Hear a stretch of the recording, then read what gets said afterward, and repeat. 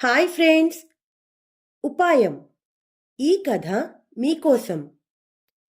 Hi Chutki. Hi చోటు, చెప్పు. ఏం లేదు చుట్కీ, మన ఈ కథ మీకోసం వాళ్ళు కథలు పెట్టడానికి ఎంత కష్టపడుతున్నారు.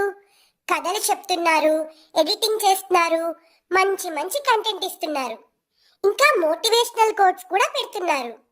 అవును చోటు, మరి సబ్స్క్రైబర్స్ ఎందుకు చుట్కీ ఇంత తక్కువ ఉన్నారు వీళ్ళకి? ఫ్రెండ్స్, మరి మీరు కూడా వీళ్ళకి సపోర్ట్ చేయండి.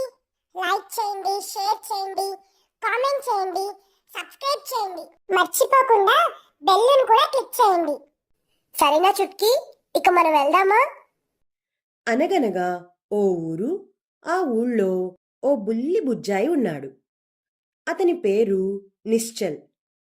ఆ బుజ్జాయి వాళ్ళ అన్నయ్య పేరు నిర్మల్.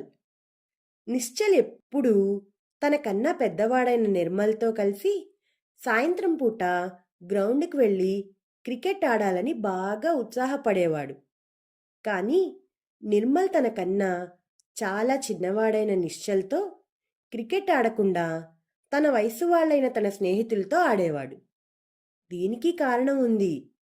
అదేంటంటే, చాలా చిన్నవాడైన నిశ్చల్ క్రికెట్ ఆడేటప్పుడు బాల్ తగిలి ఎక్కడ గాయపడతాడో అని నిర్మల్కి భయం. మరి తమ్ముడంటే అంత ప్రేమ నిర్మల్కి. కానీ ఇది అర్థం చేసుకోలేని నిశ్చల్ ఎప్పుడూ అన్నయ్య తనని క్రికెట్ ఆడనివ్వడం లేదని ఏడ్చి ఏడ్చి పేచీలు పెట్టేవాడు. ఈ అన్నదమ్ములిద్దరి గొడవ తీర్చడానికి పాపం వాళ్ళమ్మకి తెగ ఇబ్బంది అయిపోయేది. ఇలా ఉండగా ఓ రోజు సాయంత్రం ఎప్పటిలాగే నిర్మల్ క్రికెట్ ఆడటం కోసం గ్రౌండ్కి వెళ్తుంటే తను కూడా వస్తానని ఆ బుజ్జి నిశ్చల్ ఏడవడం మొదలుపెట్టాడు. అంతలో అదే ఊళ్ళో ఉంటున్న నిశ్చల్ నిర్మల్ల మావయ్య విష్ణు వాళ్ళింటికి వచ్చి అక్కడ యుద్ధం మొత్తం చూసి ముచ్చటగా నవ్వుకున్నాడు. ఈ ముచ్చటైన చిన్న సమస్యను తీర్చడానికి విష్ణు మావయ్యకి ఓ చిన్న ఉపాయం తట్టింది. ఆ రోజు స్వయంగా విష్ణు మావయ్య పిల్లలిద్దరినీ తీసుకుని గ్రౌండ్కి వెళ్ళాడు.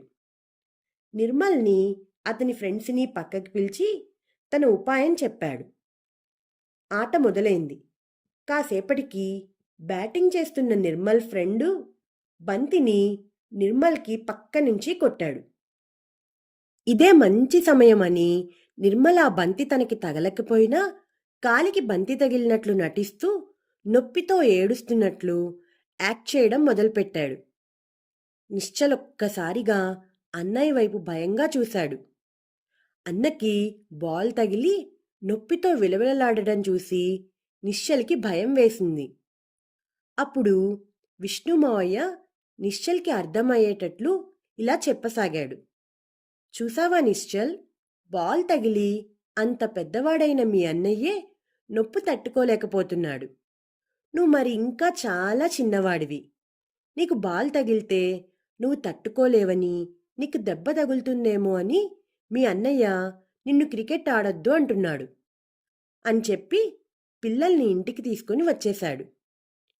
ఆ రోజు రాత్రే నాన్నగారు నిశ్చల్కి ఆడుకోవడానికి బిల్డింగ్ బ్లాక్స్, పజిల్స్, ఇంకా రకరకాల గేమ్ సెట్స్ తీసుకుని వచ్చారు. అంతే, ఇక మర్నాటి నుంచి ఎప్పుడు నిశ్చల్ తాను గ్రౌండ్కి వెళ్ళి క్రికెట్ ఆడతానని పేచీనే పెట్టలేదు. ఇంట్లో అమ్మతో, నానమ్మ, తాతయ్యలతో, ఇంటి దగ్గర తన వయస్సు పిల్లలు ఓ ఇద్దరుంటే వాళ్లతో ఆడుకుంటూ హ్యాపీగా ఎంజాయ్ చేసేవాడు.